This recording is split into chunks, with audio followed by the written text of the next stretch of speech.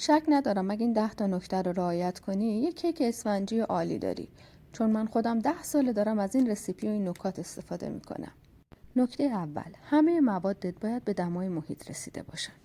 نکته دوم، وقتی سفیده ها رو میزنی حتما باید کاسه همزن تمیز باشه. یه خورده از شکر هم بهش اضافه میکنی تا آب نندازه.